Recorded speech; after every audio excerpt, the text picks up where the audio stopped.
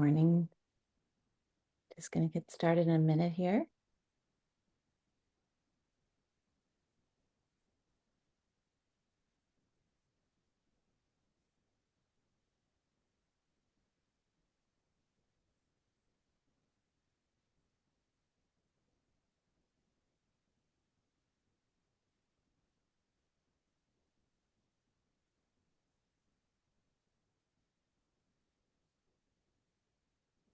Okay.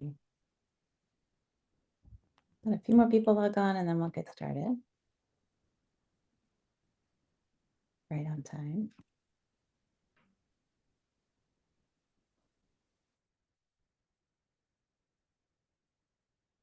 Okay. Well, good morning, everyone. It's my pleasure this morning to kick off our next academic year of Grand Rounds with Dr. Nichole Young-Lin. Dr. Young-Lin is well known to Stanford. She came here for her residency in OBGYN from UCSF, where she completed medical school, and also had completed a master's in business administration from Duke University prior to joining residency. She continues to practice as an OBGYN and serve as an adjunct faculty at Stanford. And she also serves as the women's health clinical lead at Google. Her work includes product development like Fitbit, AI research projects, including generative AI, and supporting women's health efforts across the Google's platforms. Her background is in global health, and she co-founded an international maternal health nonprofit that works to empower providers in low-resource areas. And she works as a technical advisor for digital health projects at the World Health Organization. Clinically, Dr. Young-Lin works as a safety net OBGYN with San Mateo, which we all know well, and works with our residents there. So thank you so much, Dr. Young-Lin, for being here. We're looking forward to your talk on this timely topic. Thank you so much, Kate. It's such an honor to present at Grand Rounds at Stanford, a place that has shaped so much of my personal journey in medicine. So today, I'm actually very excited to share with you some insights into AI as it pertains to the OBGYN position and its potential to significantly impact the way we approach patient care. And for those of you who attended my talks at ACOG this year, some of this might sound familiar, but I've also included some fresh perspectives. So my only disclosure is that I'm an employee of Google, but for this presentation, I will not be representing Google. And for today's talk, we'll start by defining AI in broad terms, ensuring everyone is on the same page about its fundamental concepts and capabilities. Next, we'll focus on non-generative AI, the type of AI you were likely familiar with before 2022. And then we'll dive into generative AI, the latest wave of AI technology. We'll explore the potential impact of generative AI on healthcare, covering the good, the bad, and the ugly. And finally, we'll hone in on specific implications of AI for OBGYNs. So what is AI? Artificial intelligence, or AI, is the concept of machines performing tasks that typically require human intelligence. These include problem solving, pattern recognition, decision-making, language comprehension, and more. And under the umbrella of artificial intelligence is machine learning, which are algorithms that learn from patterns and relationships in data without being explicitly programmed. And there are three main types. So the first type is supervised learning. This is the most similar to how humans learn. The algorithms actually learn from labeled training data, and most of the time is from humans. So in training, it is taught that these balls are yellow and these balls are blue. And then when the algorithm actually sees a set of yellow and blue balls, it's able to sort based on what was trained on. The second is actually unsupervised learning. The algorithm learns from unlabeled data and discovers relationships in the data on its own. So in this case, the algorithm might see a bunch of balls, and it is actually able to decipher that they're colors and that they can actually group them by colors. The third is actually the machine learning, reinforcement learning, which means that the model learns to make decisions by interacting with its environment and through rewards, such as winning a game. And one of the most famous examples is AlphaGo, which actually beat the world champion Lisa Dole in 2016. And it was the first time a computer had beaten a human Go player. A subset of machine learning that uses artificial neural networks is actually called deep learning. And these networks actually process complex and large amounts of data using layers of interconnected nodes. And different neural network types are suited for different data. So, for example, convolutional neural networks for images and recurrent neural networks for text. Finally, there is generative AI. And unless you've lived under a rock in the last 2 years, you have all heard of generative AI. And these are deep learning models that can generate text, audio, video, and other data. We'll talk more about this in the second half of this presentation.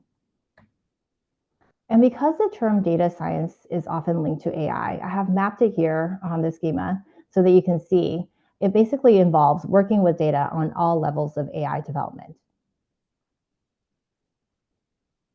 Now that we've explored the broader landscape of AI, let's step back a little bit and focus on the type of AI that was prevalent before the recent surge of generative models.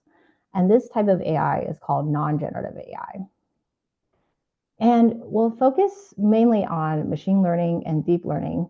And just a reminder, these models do not create new content and are probably what you're most familiar with. So taking a deeper look at these models, prior to deep learning, machine learning actually consists of a series of distinct phases, as you can see in this figure, demonstrating pancreatic cancer machine learning, where there are steps such as feature extraction, like looking at the feature of the image, and then being able to classify that as whether or not this is pancreatic cancer or not as the outputs. This is different from deep learning models that utilize artificial neural networks with many layers, and you can combine these steps of actually doing feature extraction and classification into one. And we often call this deep learning model as a black box because it's hard to know exactly what the model is doing to arrive at the output. And it's kind of analogous to a complex recipe where you see the ingredients and the final dish, but not exactly the detailed cooking process, which has its pros and cons. While these non-generative AI models have been around for decades, we actually should think about how they've been applied to OB/GYN and especially ultrasound care. So performing ultrasounds is actually a very hard task.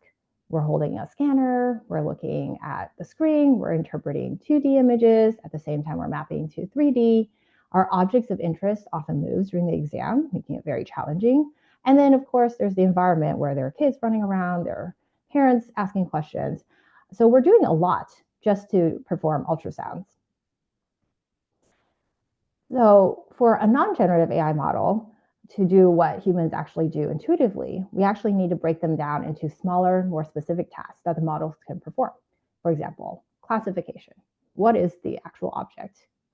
Segmentation, what is the outline of the head or the placenta? And then navigation, how do we get to the optimal image? Quality assessment, is this image even usable? And then diagnosis, plus or minus measurement. What is the diagnosis from this image? And we'll use an example of the MT ultrasound. The model here needs to first identify the image with the correct plane. So that's classification. And then it segments out the area of interest before it finally does the task of performing the NT measurement, which you see on the third panel. And we see many applications of non-generative AI models in women's health. For example, deep learning models have been used to analyze and detect age cell and cervical cancer on path. There's also been AI being used to leverage for fetal heart tracing with the goal of helping standardize interpretation and provide early warning in the hopes of enabling more timely interventions. And another example is risk stratification. As we know, numerous factors influence both maternal and fetal health during pregnancy. And because these data points are very complex and they're very diverse, these models are great for being able to analyze these data points and then hopefully be able to come up with an adverse pregnancy outcome likelihood or stratification model. And this is actually something that the Prematurity Center at Stanford has been proposing. And there are a lot of benefits to non-generative AI models. As you can see, it can boost efficiency, do the work faster, and we can get faster scanner acquisitions, we can do measurements, assessments faster. It can also hopefully improve outcomes, so do the work better. We're not trying to replace physicians, but trying to provide more consistent care, standardized care, and more accurate care. And then, as we all know, there's a huge shortage in clinicians, and so this actually can help strengthen staffing, where we can train providers, up-level providers, and then also decrease burnout. But there are a lot of implementation challenges, as we have seen, which is probably why we don't see it everywhere in our practice at the moment. One of the biggest challenges, data is key, and there's limited, large, high-quality data sets. And there are biases that are in these data sets that could actually be coded into the models. Data integration is hard as well. We're combining a lot of different types of information like EMR data, as well as ultrasound data. And so this is very complex in different formats and standards. There's always privacy and security concerns when it comes to data as well. And then on the tech side, these are complex algorithms. And they're, as I said, a lot of times in these black boxes where we actually don't know exactly what's going on behind the model's reasoning to get to the output. And so it makes it very hard to explain the output, which is crucial for trust building. And then there's a real-time performance in terms of capabilities of the internet, environment, that also make it challenging to adopt everywhere. And then acceptance is also difficult in the medical community because it's difficult to validate models. And there are regulatory hurdles that the FDA has worked really hard actually to try to solve. And then reimbursement models that need to be created, along with the liability issues and our adoption as clinicians. Now that we've discussed non-generative AI, what about generative AI? So just a reminder, generative AI actually refers to deep learning models that can generate both text, audio, video, and other data. And you've probably heard about ChatGPT and other of these big foundational models, such as Google's Gemini or Meta's Llama. So what we call these foundation models are actually a model that has ingested an enormous amount of data of all different types: text, images, speech, structured data, 3D signals, time series. And sometimes, we discuss how these models have learned everything on the internet. And then they're trained mostly by themselves under self-supervision, but sometimes there actually can be some reinforcement learning from human feedback, which is the RLHF. And so that's actually where teams at these companies might actually be able to get feedback to the model's output, and it goes back into the training of the actual model. And then there's also supervised fine-tuning, which is also where we have humans in the loop, where we're actually trying to train the model based on specific instances and guardrails that we would like to implement. After training a foundational model, such as GPT or Gemini, then these models can then be fine-tuned and released to the public, where they go into adaptation and further fine-tuning for different tasks. And how do these generative AI models actually work? So let's use the large language models as an example. The AI model takes a lot of text and then actually maps the words in relation to each other, kind of like this. So you can see here, they're vectorized. So morning, the word morning, and sunrise are close together, whereas rain and thunder are actually close together, but away from sunrise and morning. And you can do the equations on them because these are vectors and numbers. So there's a lot of math, as we all know. And large language models use math to predict the most likely word. So for example, obstetricians deliver. And there are a lot of different possibilities, and they look at the statistics of what the highest probability is out there. And that's actually based on what they have seen in their training. So babies comes up as the highest. Care, support, expertise, even pizza is on the list. And you can see that these numbers, though made up, are very, very low because there's a lot, like billions of possibilities here. And in addition to putting words into vectors, these models are actually able to put images and other types of data into vectorized form as well. But what's the big deal about this? This is a huge technological leap. And we now have a model that can actually perform different types of tasks without new data or retraining. So instead of just being able to detect cervical cancer or interpret fetal heart rate, you can actually use the same model to create a poem or create a video. And you can get the model to do what you want by prompting it. And there's a whole subset now of prompt engineering where you're trying to get the model to do what you actually want it to do and give you the answer that you are looking for. And as you can see, the big thing here is that artificial intelligence is now becoming more similar to how our brain works, which is huge. And we know that these generative AI models are getting better very quickly. You can see here on the graph, if humans are the baseline and the benchmark, previously, these models have not done very well. And these generative AI models have actually been in research for a long time, over a decade. And we have seen now, just in the last 4 years, these models are starting to outperform humans in certain tasks. And this is actually really, really an important aspect because you can see even in 10 months time here between December 2022 to September 2023, we've gone from models that used to answer USMLE board questions about 50% accurately to 90%. And that's a huge jump in its capabilities. And this graph on the right here shows that these models actually have the potential to excel in a variety of health-related fields, such as genetics, biology, and anatomy questions.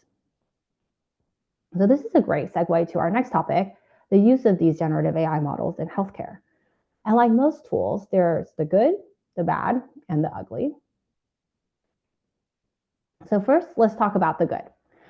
There is great potential in using AI for administrative tasks, as we all know, scheduling, processing referrals, coding, billing, prior authorizations that no one likes, as well as risk adjustments. And these models have actually been used in a lot of healthcare settings right now on the back end as part of the administrative process. As providers, some of you might already been piloting some of these generative AI models to draft patient messages or help with clinical documentation. And you can see here is an example. Epic is actually doing that. And I know that they have some Stanford faculty have been trialing out their scribe, ambient scribe system, where you just basically have your cell phone on. It's able to listen to the patient encounter and then come up with a draft note for you after the encounter. And we are also seeing that there's a lot of interest in using these models for clinical diagnosis support, treatment, as well as clinical decision making. And there's hope that these models can actually help detect errors as well as abnormality detection. And then for patients, this is potentially huge. We actually have a lot of patients who, as we know, have different healthcare needs and health literacy levels. And this is actually where large language models or these generative AI models can really meet them where they're at. So for patient education or care summaries, there's also language translation, personalized care experiences, and increased access to affordable healthcare, trying to guide them through and navigate them through the healthcare system, which is very, very complex. And as we all know, very hard to understand. One of the things that actually came out recently is that people are using generative AI models for consent forms, which is great. I believe in Brown University, they've actually now made their consent forms using large language models into a more patient-friendly language. And you see here on the right that the research has shown that the patient actually thinks that some of these chatbot responses are actually more empathetic than physician responses for these patient queries, which is a very interesting study that came out last year. I highly recommend reading. And then when it comes to education, we all know that education is being transformed by generative AI, and medical education is not an exception. It's a great time to be a med student, a resident, and a fellow, I think, because you actually are able to basically have kind of like a tutor. You can ask generative AI models questions and individualize your learning and feedback. It's dynamic. You can actually engage with the content in different ways. And for educators too, you can create lessons plan now. And you can see here on the right, there's actually programs where you can make videos easily using generative AI models, and you put in the content and their avatars and they'll make the video for you. You can also meet different learning needs and styles based on your students' needs and improve assessments. And in terms of research, there's been so much going on with generative AI being used for drug development and predicting models from like large data sets and trying to connect patients to clinical trials. It is sometimes really useful for conducting literature reviews for when you're writing that paper. And let's all face it, a lot of people have used it for abstracts and paper writing. Just don't forget to take out the part that says, I am an AI language model, which has definitely happened before, as seen in this publication. And then in public health, we actually have these models are able to process so much data that we actually have very powerful, robust tools for data analysis on population health management. We're able to hopefully up-level, reskill healthcare workers. And if you think about this globally, this is huge. Develop public health campaigns that are effective and optimize resource allocation. One of my favorite examples of generative AI tool being developed and used for public health is from Harvard and Oxford here, where they actually have this Escape project, and they're trying to use generative AI to forecast potential mutations in viruses, and especially those that can actually lead to immune escape and the emergence of new variants. So clearly, generative AI presents numerous opportunities to revolutionize healthcare and do a lot of good. Now let's talk a little bit about the bad, which some of these are similar to the non-generative AI. We have privacy and security, as always, a huge issue when it comes to AI and any data, as we mentioned before. And these big models actually use a lot of data that are not transparent to users. And users are often not aware of when their data is actually being collected, stored, and used for these models. So that is definitely something that people are working on right now. Ethically and legally, there's a lot of questions around intellectual property, copyrights, how do you cite generative AI work, regulations, liabilities, and who owns access to these models. And so there's still a lot of development in that area as well. And then when it comes to these models, there's this fear that there might be some over-reliance. And that could actually lead to de-skilling, dehumanization of care, and bypassing the learning process. And I think of this sometimes when I think of spell check and how I've become so reliant on a spell check that sometimes my spelling without it is poor. And we can see that if, let's say, ultrasound or other skills are being augmented by AI models, that there isn't as much of an incentive to perfect your own skills. And then there is the ugly. So generative AI models are ugly in the fact that they actually can do things that previous AI models are not something like a problem that we actually had. And that's to hallucinate and to omit really important information. So hallucination means that the generative AI model invents information in order to provide a response. And we can see here that on the right here, that sometimes it fabricates like citations, PMID numbers, like it could actually fabricate anything. And because their goal as a trained model is to provide an answer and tell you the next most statistically likely word or answer to your question. And so if you think about that, that's a huge problem, especially in healthcare, where we really need accurate information to work off of.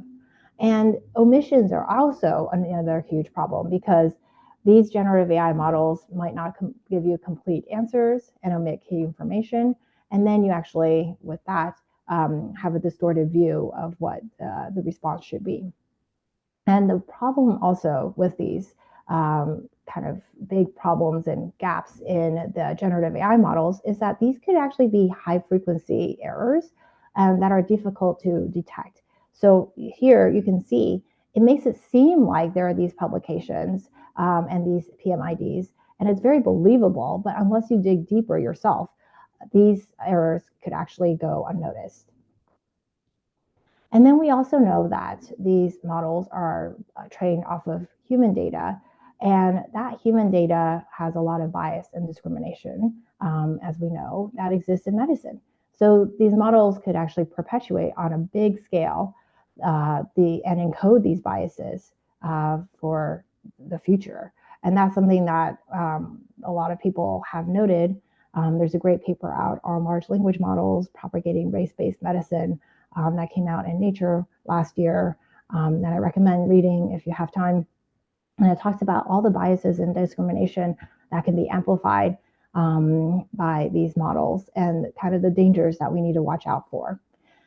There was a paper that actually came out this year as well that also looked at GPT-4 and its recommendations for the exact same clinical scenarios, but the recommendations they noted were actually different based on what the race and ethnicity inputs were. And so you can see here that these models are perpetuating a lot of the biases that exist. And then in terms of quality and safety, these models these are things that we are really, really concerned about. In the Silicon Valley, there's an ethos in tech to move fast and break things. But in healthcare, we can move fast. We want that, but we don't want to break things. And so right now, a lot of us are grappling with performance issues, accuracy, the lack of knowledge-based reasoning in these models, misinformation, disinformation, deep fakes, and all of these actually affect patient safety. And we see here in the evaluations that large language models can be poor medical coders, even though we really hope them to be able to do these tasks. Their ability to actually perform prime time is something that is still remains to be seen.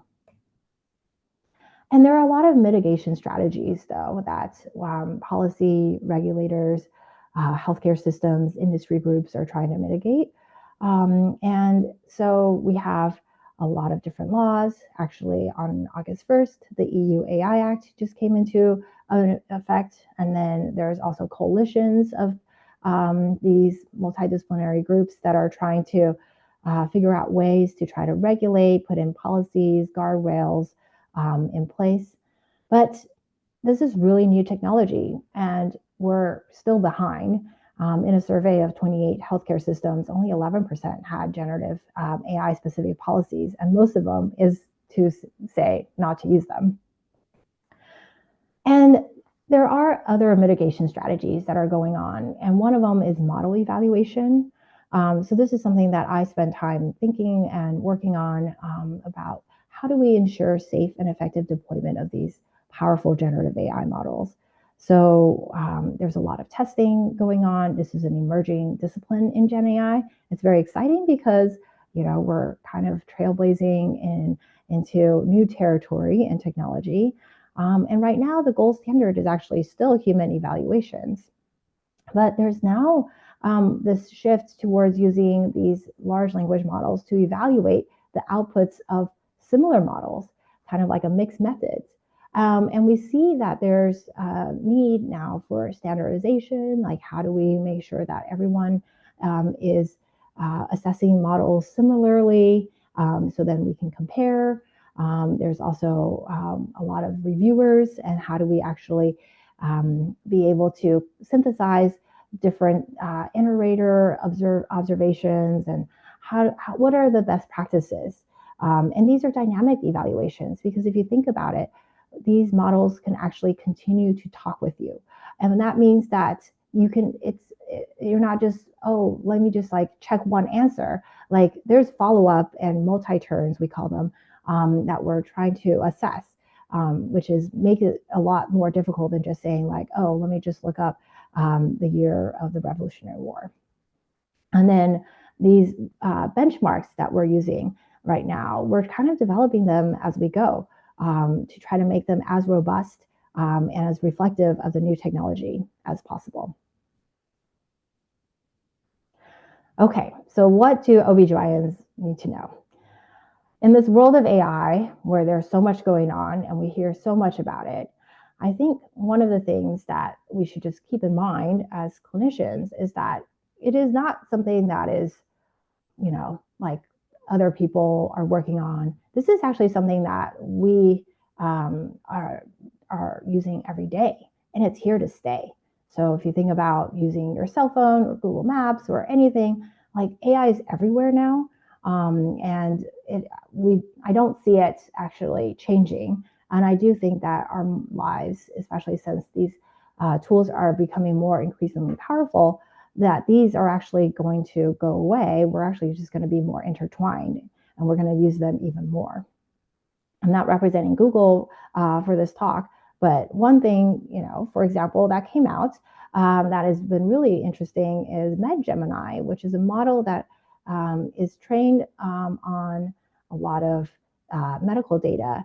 And we call this a multimodal model now, where it's not just able to analyze 2D medical images like chest x-rays, but for the first time, it's actually analyzing 3D radiology scans. And for example, it's able to take a whole CT scan and produce a radiology report.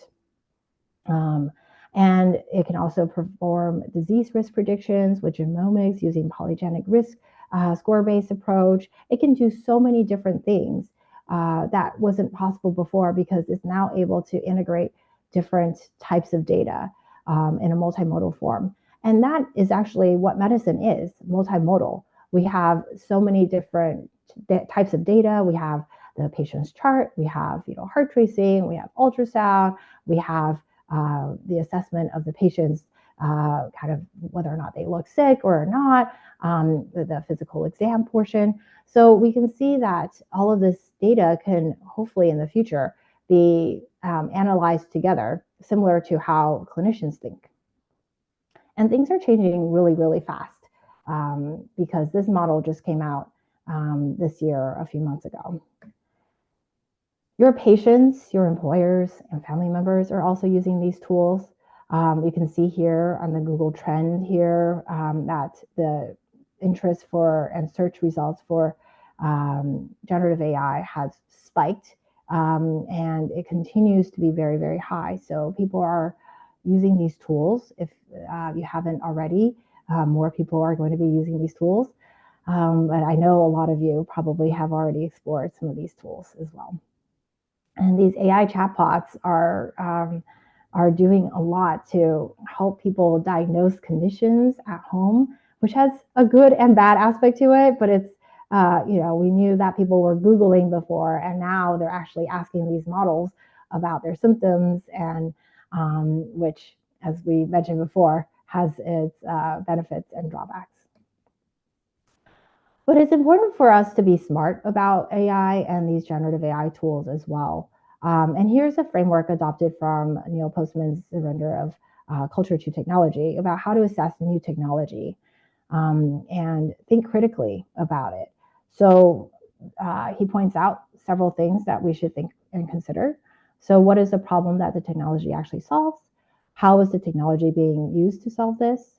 What are the new problems that will be created because of the technology? Who will be harmed? And I think this one, the last one, is actually very interesting. What shifts in economic and political power will there be because of this technology? And for generative AI models in particular, we think about how they are trained, what data is being used, if there are any biases. We also think about the advantages and risk as well as the limitations, not just for healthcare, but we're also all consumers of this. So we should all be questioning. And this is actually why research in this field is so valuable. For instance, some studies have found that AI draft responses did actually not reduce any time in writing replies and actually led to longer read times and longer replies. But on the plus side, they were perceived as more compassionate. So, what we initially thought that generative AI could do, which is to decrease your burden of responding to patients, may actually not be true. And so this is actually why research and highlighting this and thoughtful consideration as we navigate through the integration of AI into healthcare communication is so important. And if this is not clear, this is a call for all of you to think about doing research in this. And then to have a say as OBGYNs, as people in the world of AI, which is all around us now, we actually need to understand it. And so check out some of these tools if you haven't already. These are really fun tools to play around with. And you can see here that you can actually ask these tools how to best get you up to speed on the technology.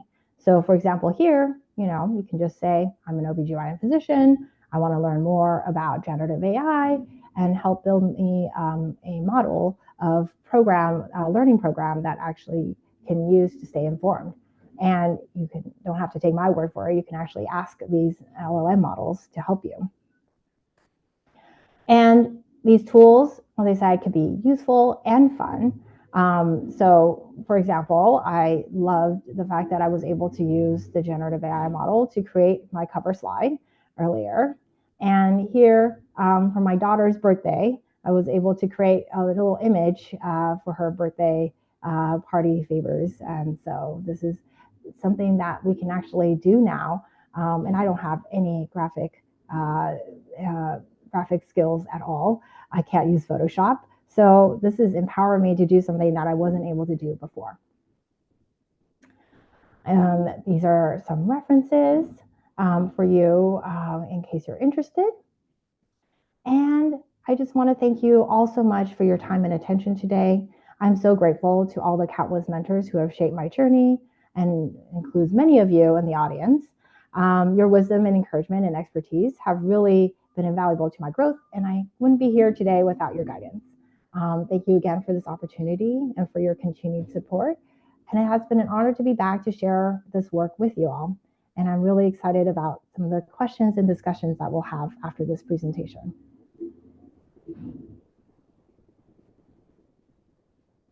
Thank you so much. That was such a great review and discussion around the AI. As the questions come in, as you were talking about new tools and how they get integrated, I was thinking about Dr. Blumenthal's story of the slide rule and when the calculator came out and how you don't trust the new tools as they come out and how do we double check them. So I'm interested to see how it plays out. But when you talked about the radiology scans being read by AI, how do you imagine that will be incorporated into the workflow? Yeah, that's such a great question, Kate. Yeah. So what's really been cool is our radiology colleagues have really been ahead, and they've actually been on this technology from the very get-go, I would say. Like they've been using this for decades, like over 10, 15 years now. So they thought about workflow a lot. And right now, even as we speak, there are places where the radiology scans are being analyzed by AI to augment the human reading. For example, iCAD is a company that actually has been doing that, working with big, large healthcare systems, Mayo Clinic. I think Stanford also has some form of this. And so it's being used for mammography, it's being used for chest x-rays, and it's been able to really increase the output and the kind of the productivity of the group and the clinicians, and also increase accuracy. And there's been a lot of studies about this and how there are things that have been missed. And these AI, no one's perfect. And so like as a human clinician, you do your best to read the radiology scans, but having kind of like a second check, kind of like an attending check or, another pair of eyes, basically has been really helpful. And most of this that I've seen have been integrated workflow-wise on the back end. So the humans would do a read, and then it would actually be augmented by an AI read, or the other way around, where the AI could do a first pass, and then the humans actually check and verify the AI read as well. Yeah, as this starts to develop and become more popular and more aware, how do you think, like from a liability perspective, people will perceive this? If AI was involved, how does that change like liability? I can imagine that being a concern for people relying on technology they don't understand. Yeah, yeah. And I think that this is something that hasn't really completely been solved yet. But there are different groups working on this, because I think right now the liability is still on the clinician in the healthcare system to provide the actual care. And I think that's going to be that way for a long time. I don't think that liability is going to be changed. And this actually goes back to, how do you adopt these tools then, and how do you implement them? So a lot of times we think about, okay, well, if I'm still the responsible clinician for this ultrasound read, for example, then I'm happy to use the tool while I'm using it, but I will have the final say. And so, because it's still my liability. However, I will say that there is a growing number of autonomous AI models that are actually being able to do radiology on its own. And so that gets a little bit tricky, because they're without any humans in the loop. And they're trying to implement these kind of models where there will be liability for these models because there's no other humans involved. And that's going to be an interesting, as we grow in this field of technology, especially in healthcare. I'm curious to see how that's going to pan out. Yeah, and how that's disclosed or not disclosed, as you're talking about. Exactly. Yeah. And I do think one of the key things that's really important is transparency and user trust. And we, take a lot of time and effort to build trust with our patients, especially as healthcare providers. And so it will be interesting to see how these models actually build the trust over time. Yeah. We have a few questions and things that have come in. So first, can you comment on the problem of AI model collapse when trained on recursively generated data? And also, how do foundation models handle retracted papers? Yeah. This is really a good question. So when they are trained, I'll just back, because I think everyone, I think it depends on the, just to make sure everyone understands. So there's a lot of AI generated content, and you can see now that there's going to be more AI generated content. And so there are sometimes collapse that can happen. And I will say that I am not the engineers that actually have to deal with any of these technical issues. But when they are trained on kind of recursively generated data, so this data that it's kind of like training itself, but it's like data that's out there. It is going to be a problem, and I do think that engineering wise, they are trying to sort it out by tagging. This is what I've heard from my engineering colleagues, like what is actually generated data and what is not, to try to be able to decipher that. And the AI models right now are not very good at evaluating its own output either. And so I think that is an engineering problem that they're trying to solve, which much smarter people than I am are working on this. And hopefully we'll be able to see how that evolves over time. But I do think that this will be an engineering problem that will be solvable. And then in terms of foundation models handling retracted papers, that is actually a problem that or any data that is actually not sound. And we see this all the time. For example, there was a time when if you asked, like, there's a Google AI overview. It was like, oh, how many cigarettes can a pregnant woman actually smoke, and actually gave you an answer, because back in the day, we didn't have We didn't limit smoking or recommend against smoking for our pregnant patients. And so I think what will actually happen for these foundation models is that, and we're trying right now, actually, different people are trying, is to try to cite where the sources for these responses.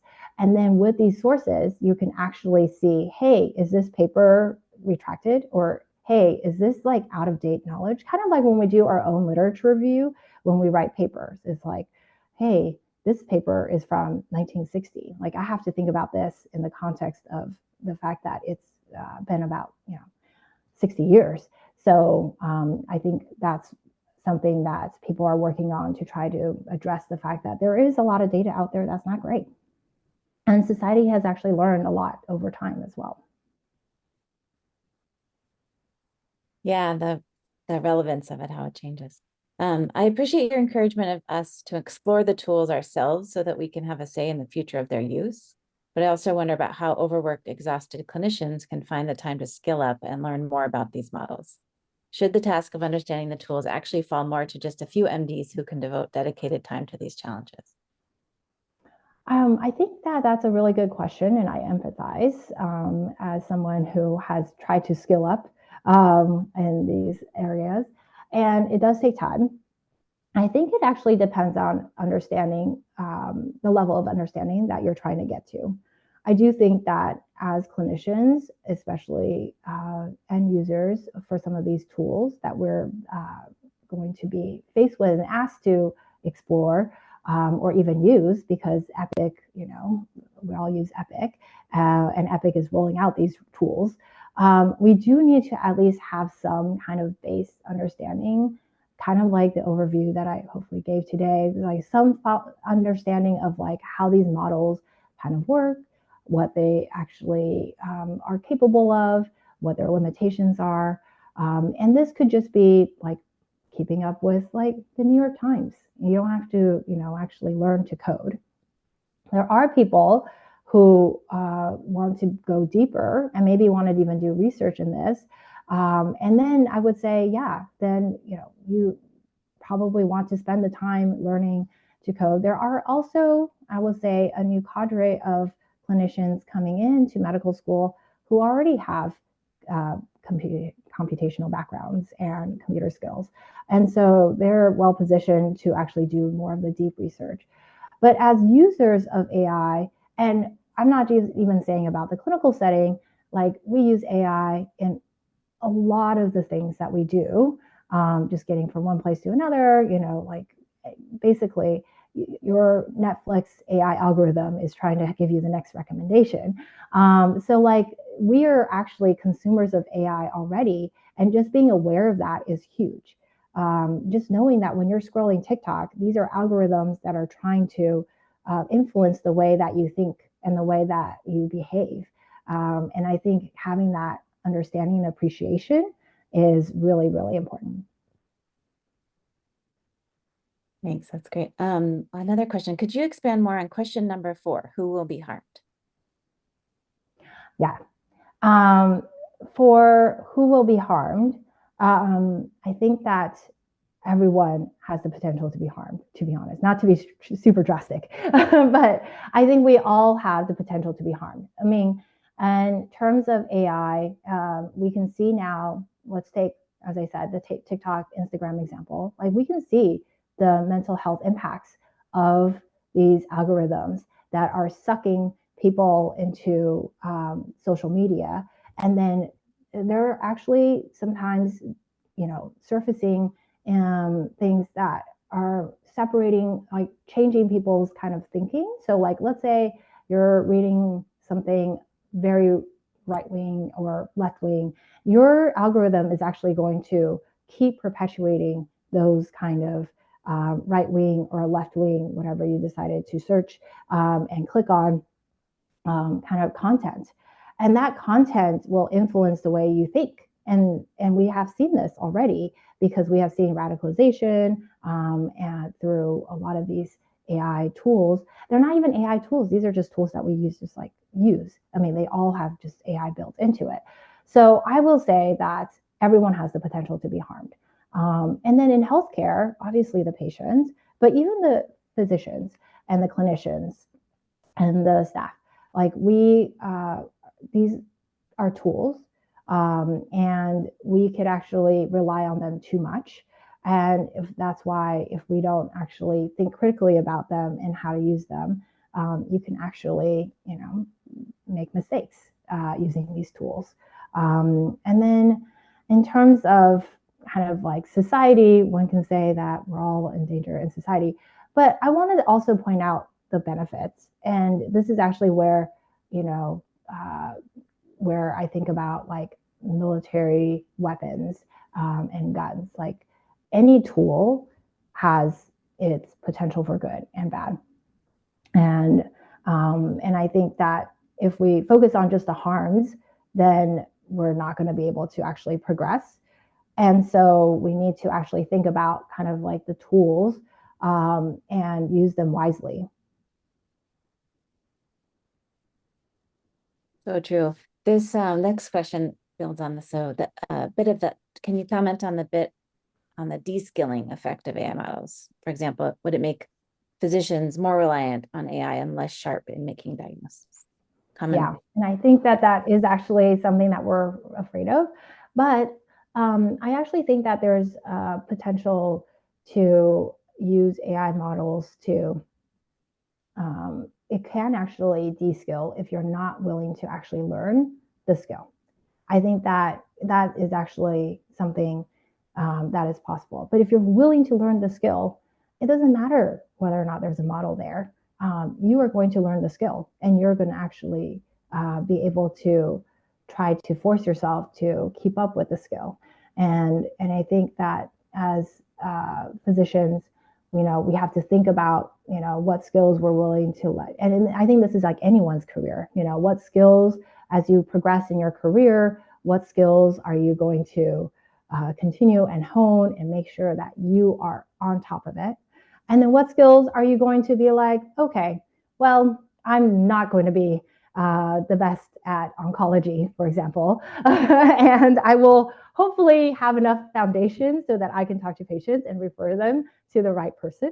But because that's actually not going to be the skill that I focus on, I know that that is something that I will rely a little bit more on the AI model or other resources to help me.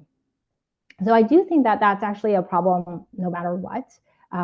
It's like a bigger problem in medicine. There's just like so many things that you have to learn and know. And I do think that the AI models could become a crutch for people. But at the same time, if you think about AI models that could actually expand care to places that have never gotten care before, and think of it that way, then that could be also a positive spin for the similar capabilities.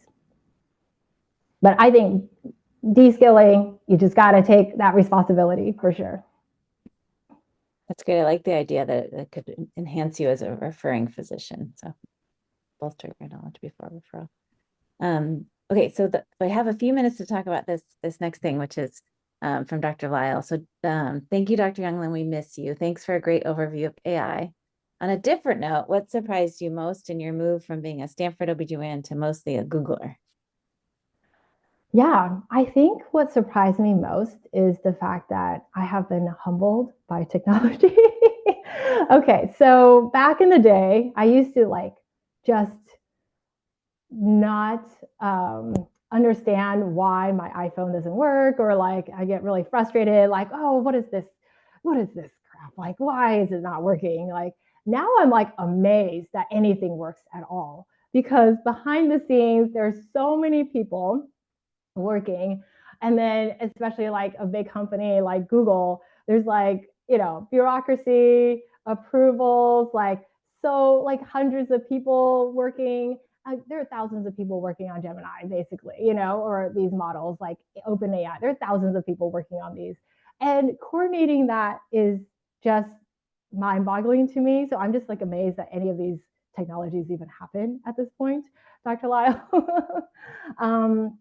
I will say that it has been such also a growth kind of opportunity, because, as physicians, we're so comfortable in kind of like the healthcare setting and in our role in the healthcare system. But when you're taken out of it, you realize that there's so much you don't know. I mean, not that we know everything in healthcare, but like there's also just so much you don't know.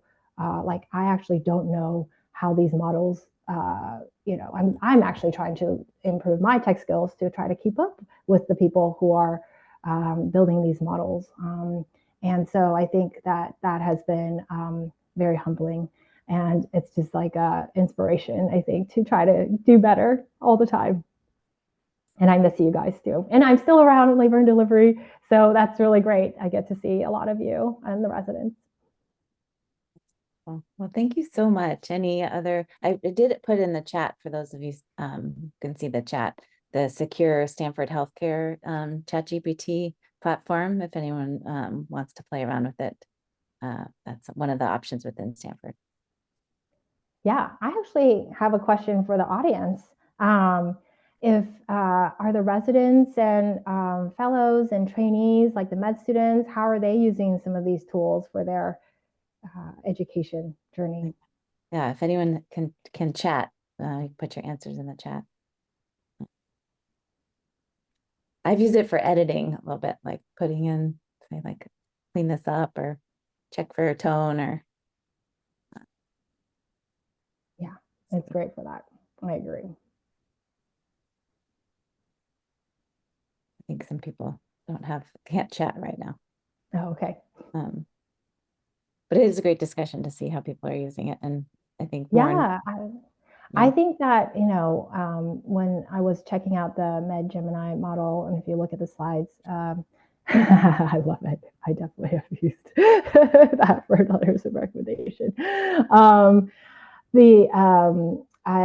There's actually the chat for learning, like taking, I know that the screenshot was like the GIF was like really fast, but if you look at it, it basically took a laparoscopic image and was able to tell you which organs are there, and be able to help explain to like a med student, for example, like what is the round ligament, or what is the pelvic, like I think that that's awesome. Like being able, and then like they can suggest an instrument to use to try to dissect. Like I can see that being such an amazing tool to have as a learner. So I'm actually very envious of this, of the residents in a way, and the fact that they actually have access to these tools now.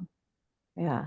It's amazing how fast the technology happens. It went from Palm Pilots, where you had a textbook in your pocket, to iPhones where you could access the internet, and now AI where it interprets things for you. It's pretty amazing. But I'm always skeptical about the answer, so you always have to check. Yeah. That's what I would, I think one of the big things that we all know, but just always good to reiterate, because it's tedious to check, but they can be very, very wrong. Yeah, it's relying on the input, right? Which who knows what that is. Yeah, exactly. And also like the actual statistical model behind it, and that's, has its ups and downs. Yeah. Yes, exactly. Give the wrong medical answer. Dr. In research too, I've asked it to, I've played with it to see, tell me about this topic or find the papers, and it definitely is a tool, but not a replacement for.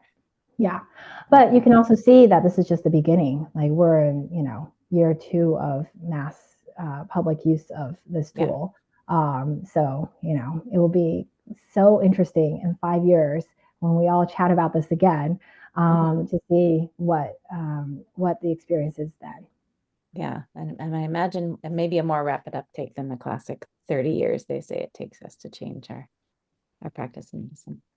Yeah, for sure. And I will also say I've been very surprised by the adoption of generative AI by Epic and other healthcare systems, because even though these tools are, as we all know, have all these flaws, I really thought that it was going to take a lot more time for them to actually use this in the clinical setting.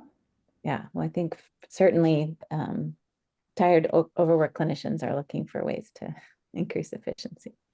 For sure. Yeah. Well, Well, thank it you was so a much. pleasure. There's some accolades in the chat, and also I hope that you'll come again and talk as this evolves over time. So thank you so much for Oh, your talk and your time, and it was great to see you. And have a great week. yeah, thanks for having me. I'll Yeah. hopefully be able to see some of you around. Yeah. Okay. Bye. Bye.